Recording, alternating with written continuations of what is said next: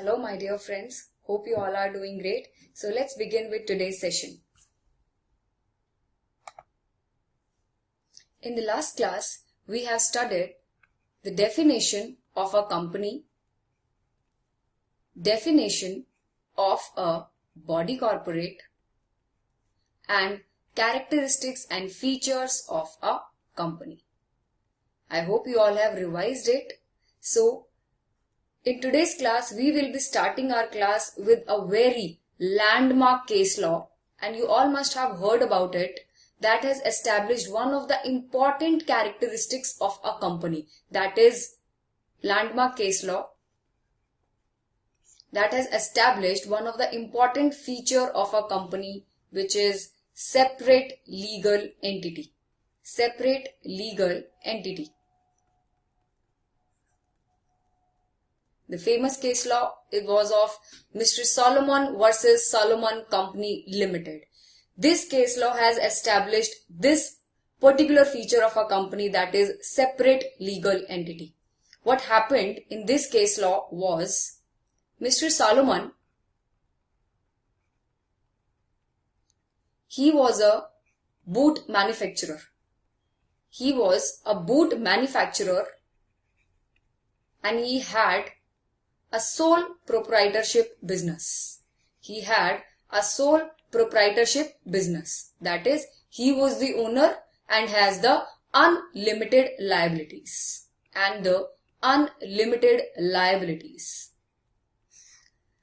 Slowly and steadily his business kept on expanding. So he thought of starting a company of this business. So what he did was he established a company. He established a company. Minimum number of members that are required to start a private company or a public company was 7 members at that time, when this case law was, as you can see, 1897. So in order to form a public company, a minimum 7 members were required. As you can see, this company was a public limited company, because there you can see the use of word private has not been there. In order to form a private company, you have to use the word private. So just do not worry about it. We will be studying all this in the name clause of the Companies Act. So in order to form a public company, 7 members were required. So Mr. Solomon, what he did was he took his wife and his children into the business and formed a company. And what does this company did? This company, the name of this company was Solomon Company Limited, not private. So this company took the sole proprietorship business of Mr. Solomon. As you can see, these two are a separate person. So you cannot say Solomon Company Limited and Mr. Solomon was the same person. And in lieu of consideration, this company gave its shares to Mr. Solomon and to his family. And also this company issued debentures, that too secured debentures to Mr. Solomon. I hope you all are understanding the facts of the case. I'm not going into the figures part. I'm just trying to make you understand what the overall the case was. So what this company did was, in lieu of consideration, this company issued shares and debentures to Solomon and its family. To Mr. Solomon, shares and debentures that too were secured debentures were issued, and to his family members shares were issued. This company later on issued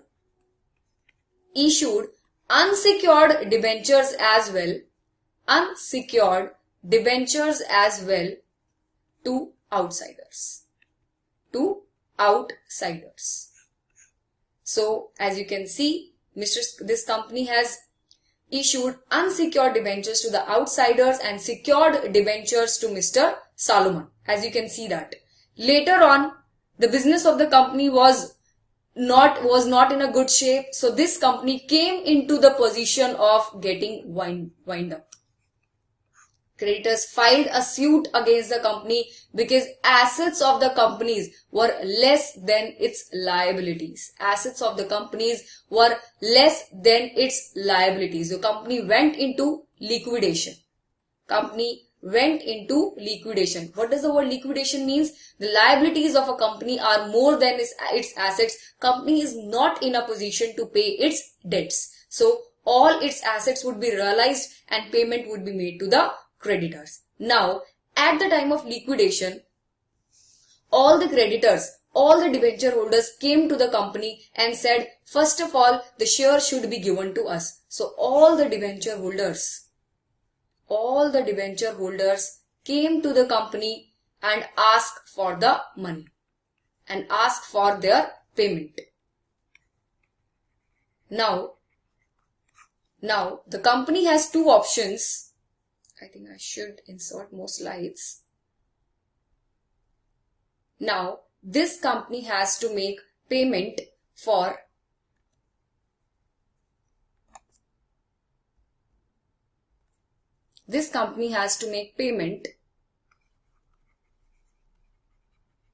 to its secured and to its unsecured debentures.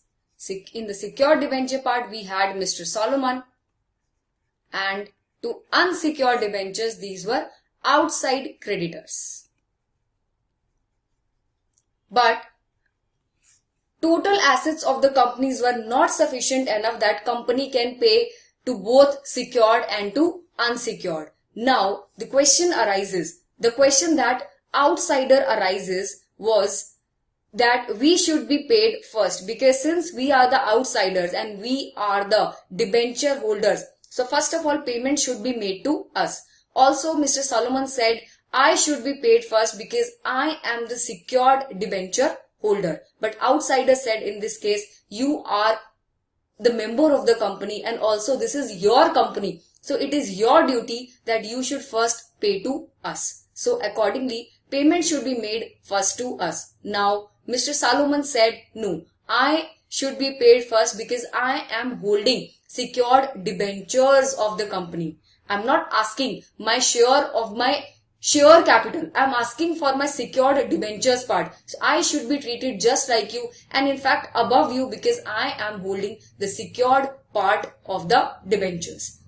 So the case was taken to the court and it was held by the court that Mr. Solomon should be paid first. Because company is a separate person and has its own identity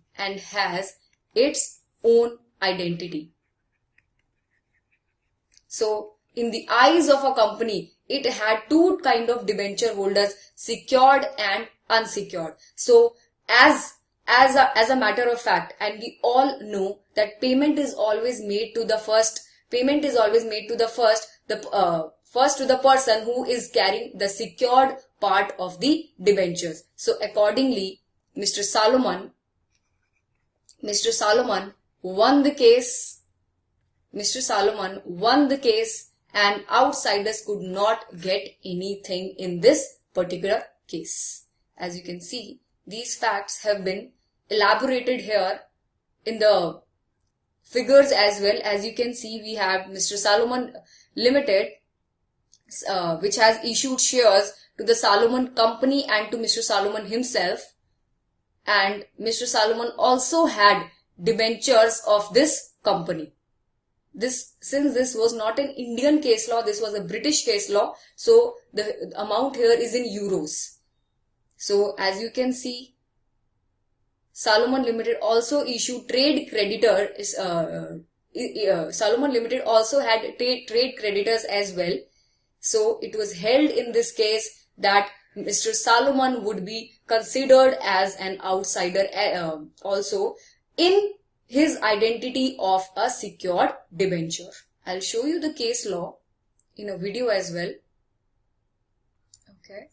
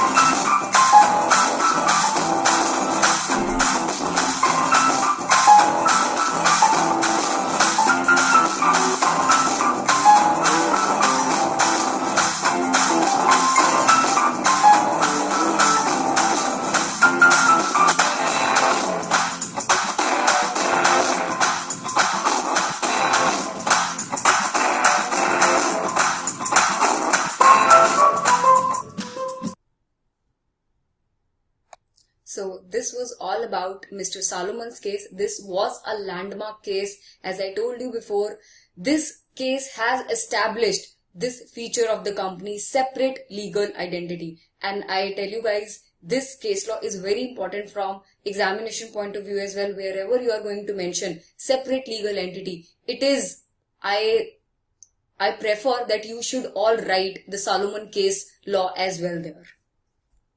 This is a strong recommendation to you all because this case law can directly come into the exam, and if you won't write it, then examiner would consider that you don't know even the basic case law of the separate legal identity. Okay, so let's move ahead with the next topic, which is very important for your examination point of view. Public company. How does you define a public company?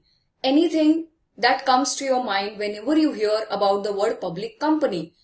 It must be public, that any company which raises its money from public is called a public company. You are right in this regard, but I told you in the yesterday class as well that law has its own world. So you cannot go with what you think and you can write that in your exam. Law has its own definition. That's why section 2 has been incorporated, and that defines public company as a company which is not a private company and which has a minimum paid up capital as prescribed. A private company which is a subsidiary of a public company. As you can see, law describes a public company as public company is a company. Let's not talk about these two parts. First we will discuss about this part and then we will come on to these parts. Public company is a company which is not a private company. Wow, what a definition. That public company is a company which is not a private company. Now, then what is a private company? The definition should be simple. That private company is a company which is not a public company. No, the lawmakers has not described it in this way. The lawmakers has described it in this way that when you would be reading about a public company, first you should know about what is a private company. Then only you can understand it that what is a public company. So as we can see, if we don't know what is a private company, we cannot understand this point number 1. That is, public company is a company which is not a private company. Okay, so I hope you all understood this point, that public company is a company which is not a private company. Now, the next question is, then what is a private company? As far as your knowledge till now is concerned, you all must have this thought in your mind that private company is any kind of a company which is a limited group of members. Yes guys, you all are right with these. If you have these kind of thoughts in your mind for a private company, exactly private company is this kind of a company, but lawmakers have defined it in a certain manner in section number 2. First, we will understand it, what is a private company, by using some simple words, and then we will move ahead with the definition that has been given in section 2 of your act. Okay. So, law has described private company as which has 3 main features. So, you can say this as a mnemonic or a memory technique. A private company is a company which has these 3 features. The first feature is L, the second feature is R, and the third feature is P. Now, what are these 3 features? We are going to discuss them in detail. So, if I see, L is limitation on members. Now, R stands for restriction on transferability of its shares, and P stands for prohibition on public issue. Now, let us understand these one by one. So, L stands for, number 1 is limitation on members.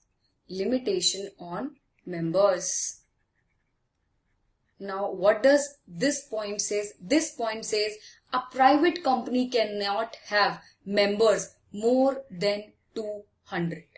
So, this point is restricting members of a private company to above 200. If your company is having members above 200, then automatically it is not going to be a private company. It will become a public company.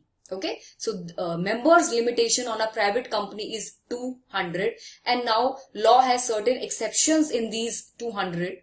Law has mentioned certain exceptions that these person, although they are the members of the company, but still they won't be counted in this limit. So, number 1 is joint holders shall be considered as one. What do we mean by this point? This point says that if I buy shares of a company along with my brother, suppose me and my brother,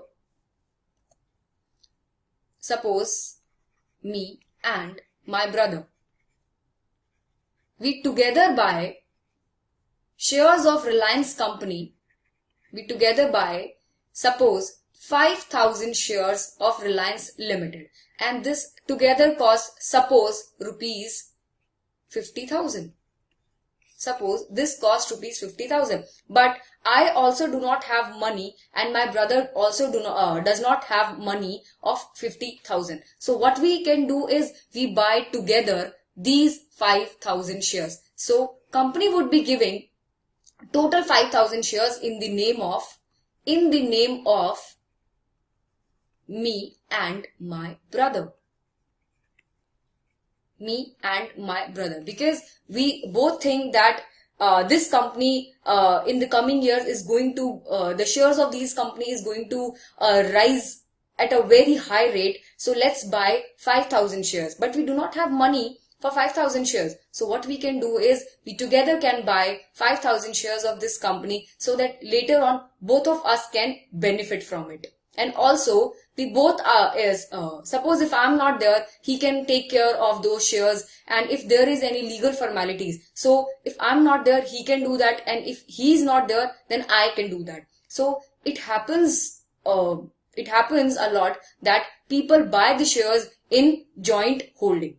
So company would consider you as one, because company is going to issue a share certificate in which in which my name as well as the name of my brother both would be mentioned. But for a company, this is going to be just one share. Suppose if I talk about, we both bought one share of Reliance Limited. For Reliance Limited, this is going to be one share. Even if it is in my name or my brother name, Reliance Limited is going to issue one share. Okay. So even if we buy 5,000 shares or we buy 10,000 shares, and we can buy these shares in both of us name. So people can buy shares in joint holding. So for the calculation of number of members, this joint holding shall be considered as 1. So if I and my brother both are holding shares of a Reliance Limited, but it should, then we would be considered as one member. Now would you say, but for a joint holding, guys, you need to pay attention here. For a joint holding, in a share certificate, both my name as well as my brother name should be written. It should not happen that I am buying shares, suppose 2500, and my brother is buying separately these 2500 shares. On these share certificates, my name is written, and on these shares, his name is written. Since we are relatives, since we are in relation to each other, then it would be counted as one. No. So, in order to be counted you in the joint holding, both of your names should be written on the share certificates. Then only it would be counted as a joint holding. Okay. So I hope you all understand this thing, that whenever joint holders' name are written on a share certificate, then only it would be counted as 1, not 2. So if I say a private company is having in totality 210 members, because we both are members of the company, but later on it was discovered out of these 20 members have a joint holding in the pair of 2. So you can see, if 20 of them is having joint holding, so 10 would be crossed, only 10 would be considered. So for this limit, it would be considered that this company is having member 200. Okay, so I hope this point is clear. I am again summing up this point. First point of becoming a private company says that you should not have members above 200, and while calculating these 200 members, joint holders are going to be considered as one member. So if I and my brother both are buying the shares of a company and our name are written on the share certificate, my name as well as my brother name, both of our name is written on the share certificate, then we both would be considered as a one member while calculating this limit. Although we are 2 members, but for the calculation of this 200 limit, we would be counted as a single member. This was exception number 1. Exception number 2 is employee of a company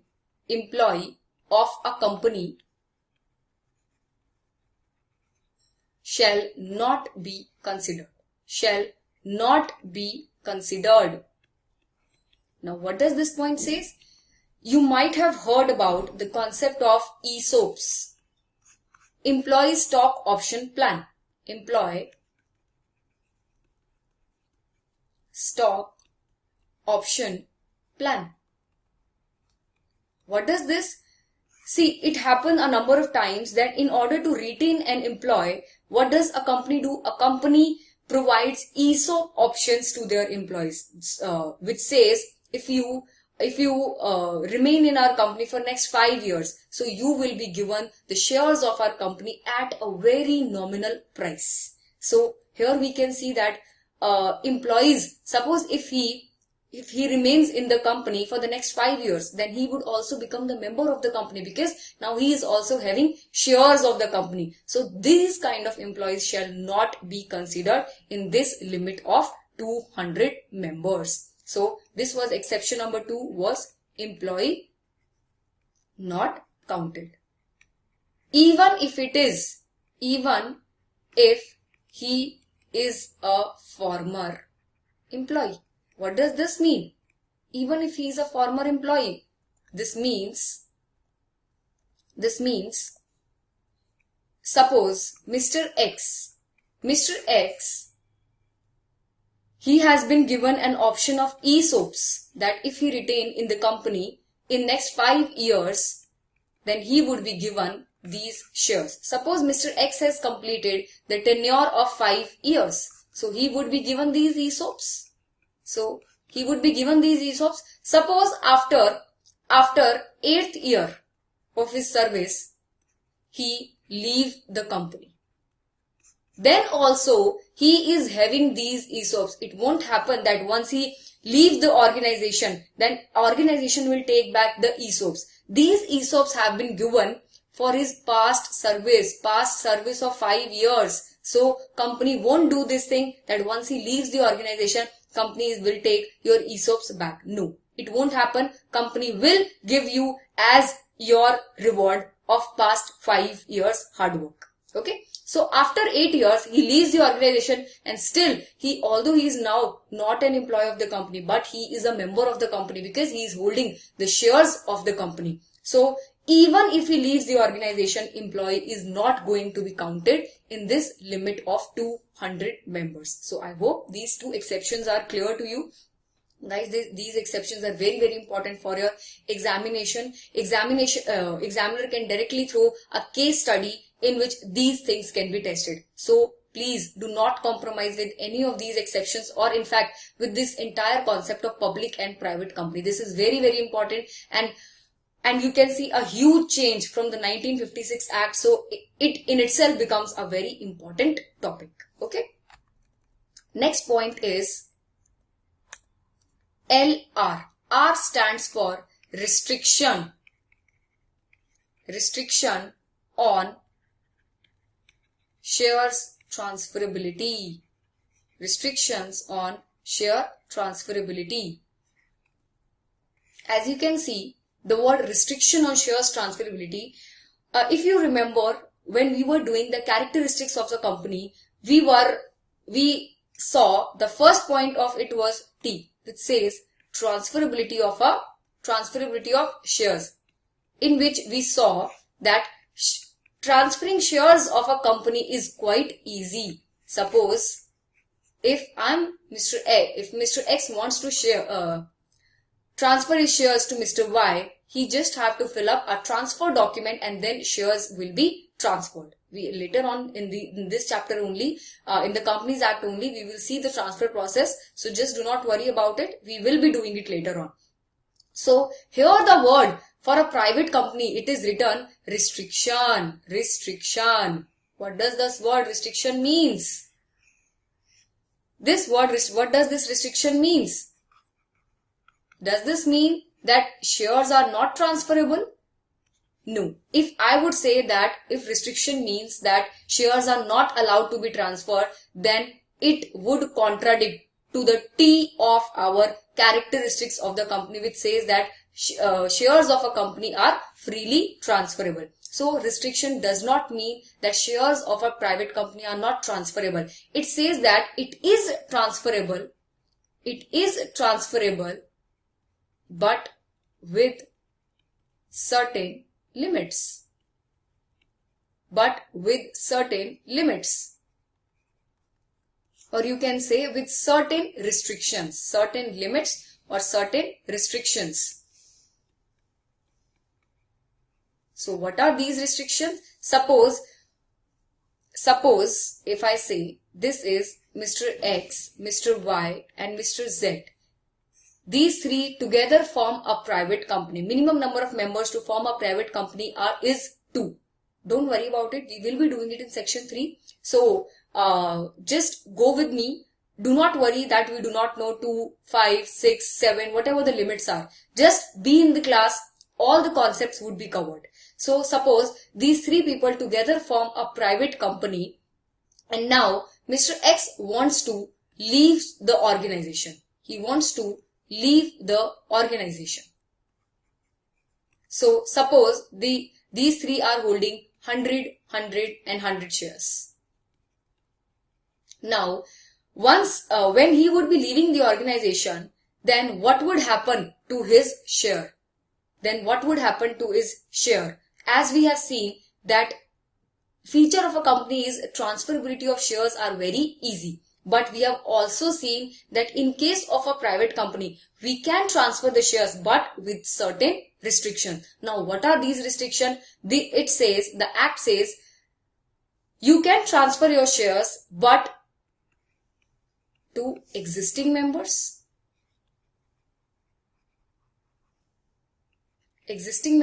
to directors, or to relatives of directors.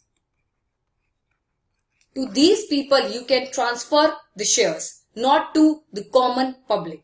So you can transfer the shares. Transfer is very easy, but with these restrictions, that then Mr. X will first ask Mr. Y and Mr. Z that would you like to buy my shares in whatever ratio they can decide among themselves, or he can go to the directors of the company or to the relatives of directors.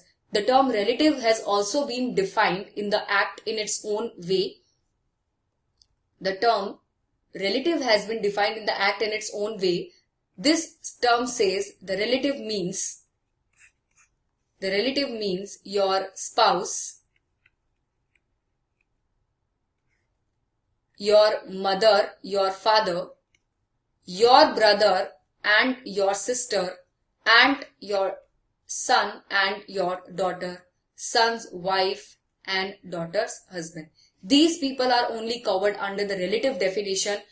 Here, your mother-in-law is not covered, your father-in-law is not covered, your brother-in-law is not covered, your sister-in-law is not covered. Only your spouse, your mother, your father, your brother, your sister, and your son and daughter and their respective spouse. So this definition of relative has been given in the Companies Act. Now, the next question that can come to your mind, ma'am, why so that this restriction? See guys, private company is a closed group affair. If you will transfer your shares freely to any other person, then this affair is not going to remain closed. This affair is not going to be private. Then it will, all the data, all the information will be freely available to all the general public, which the members of private company do not want it to share it with the general public. So this restriction has been imposed that you can transfer the shares, and shares are freely transferable. The process is very simple, but only to these persons. So Mr. X can transfer his shares only to Mr. Y, Mr. Z, to the directors of the company and to the relatives of director. So restriction on shares transferability. Next point is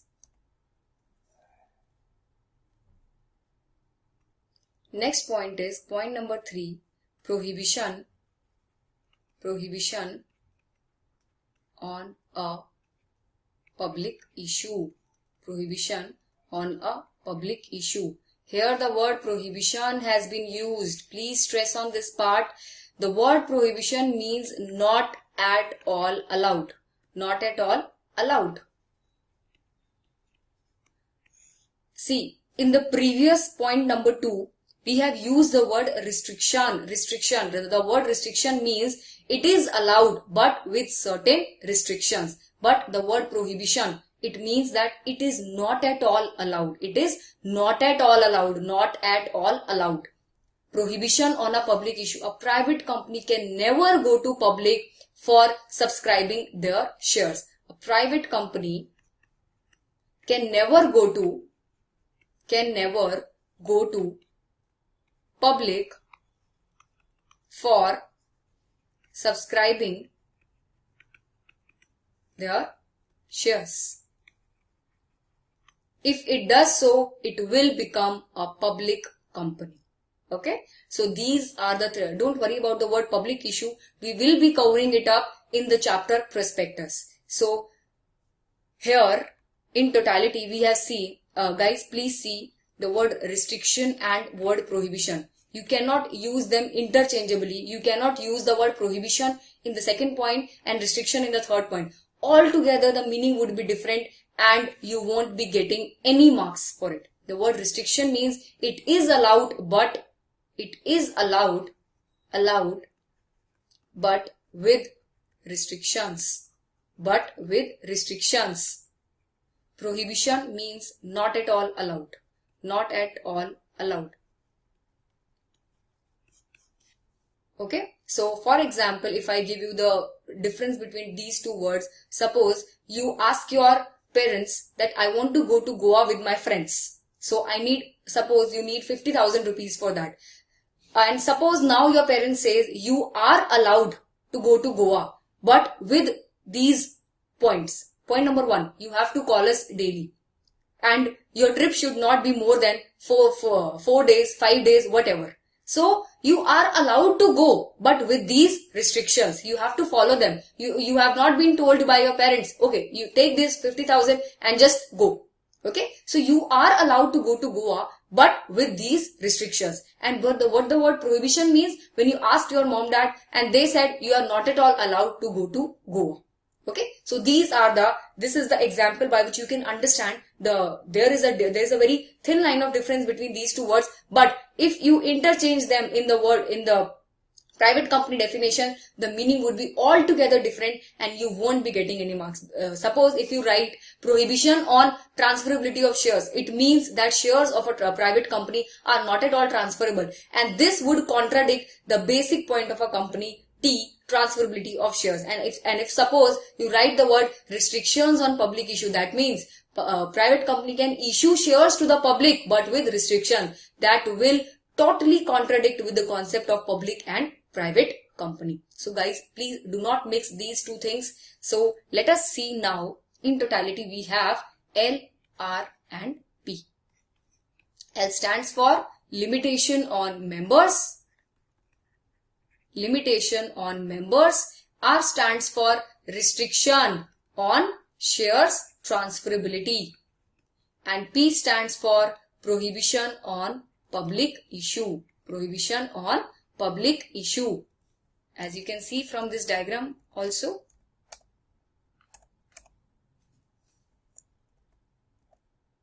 So this diagram mentions all the 3 points, and also please stress on this part that you need to comply with all the 3 points.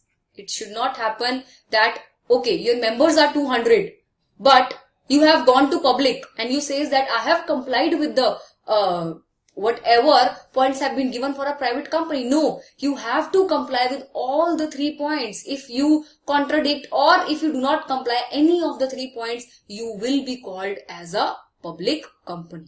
Okay, so if I say here, for a private company, this is and here also this is and. The word and means you have to comply both the situations. You have to comply with both the situations. There is a thin line of a difference between and or.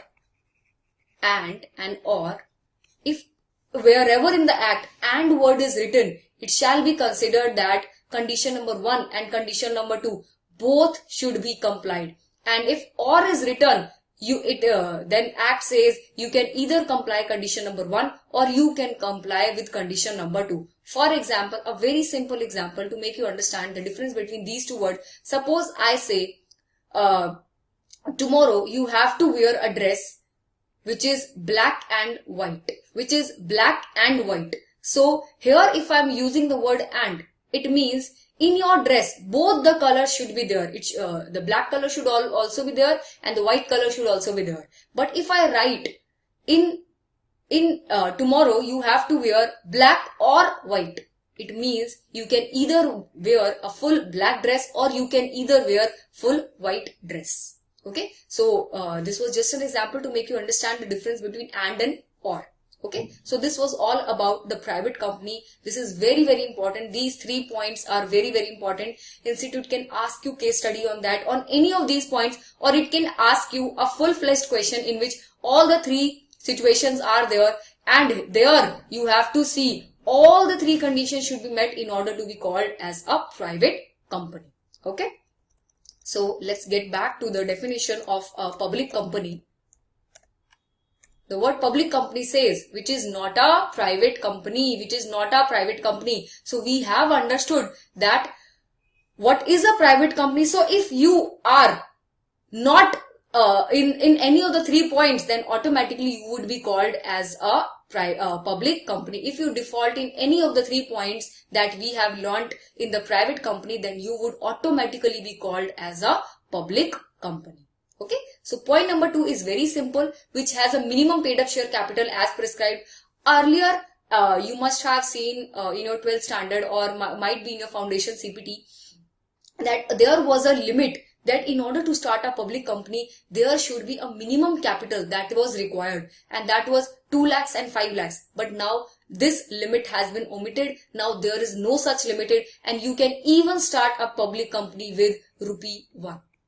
So there is no such limit. So it has a minimum paid up capital as prescribed. So wherever the word as prescribed is written, it means you have to go to the rules. You have to go to wherever the word prescribed is written, it means you have to go to the rules. As I told you in the intro class as well, that here we are not reading the act, we are reading the law. So, and the law comprises act plus rules. So wherever the word prescribed is written, it means you have to go to the rules. And the rules for this says that there is no such paid up capital requirement that has been prescribed. Okay. So here you can even start a public company with ₹0. Okay.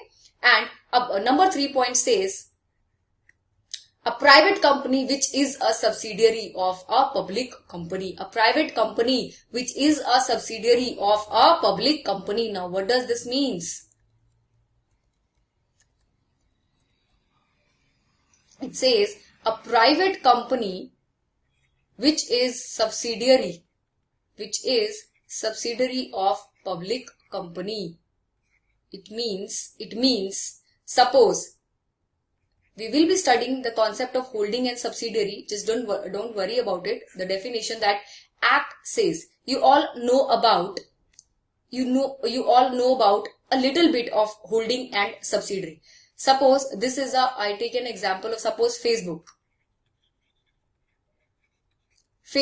Although this is not a company, this is a body corporate. Also, we will understand this concept from a larger perspective in the next class. Suppose this is a Facebook and it has taken WhatsApp. Okay. WhatsApp was when it was not under any other company, when it was not the subsidiary of any company. This was a private company. But once Facebook took it as its subsidiary. Suppose, I'm just giving you an example, guys. Although Facebook is not the company which is incorporated in India, I'm just giving you an example so that you all can understand the concept that third point is saying. Suppose the holding company, once Facebook took it and make it as its subsidiary company, Facebook would become its holding company. Now what does this point is saying? A private company which is subsidiary of a public company, then this private company would also be called as a public company. It means that if you are under some another company, and that another company is a public company, then you would also be called as a public company. Guys, can you understand this point? Now let us read this point once again. It says private company, WhatsApp, which is a subsidiary of a public company. Then a private company will also become a public company. So in order to become a public company, you should not be a private company. There is no minimum paid up capital requirement. And if you are a private company, but you are a subsidiary of a public company, then also you would become a public company. Don't worry about it. We will be discussing the concept of holding and subsidiary in the next class. And there is an amendment in it. So don't worry about that. We will discuss it in detail. Now, let us see the definition that your institute book is given for the public and the private company.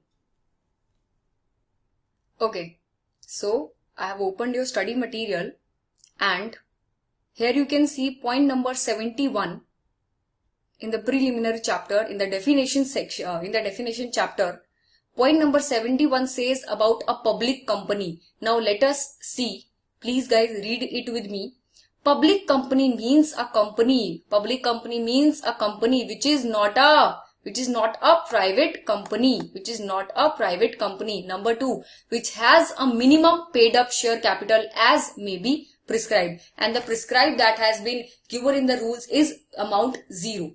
That is, you can even start a public company with 0 rupees. Provided that a company which is subsidiary of a company not being a private company means the holding company is a public company. It shall be deemed to be a public company for the purpose of this act, even where such subsidiary company continues to be a private company in its article. Even that WhatsApp company, it consider itself as a private company, but a law would consider you as a public company. Okay. So now let us see the definition of a private company.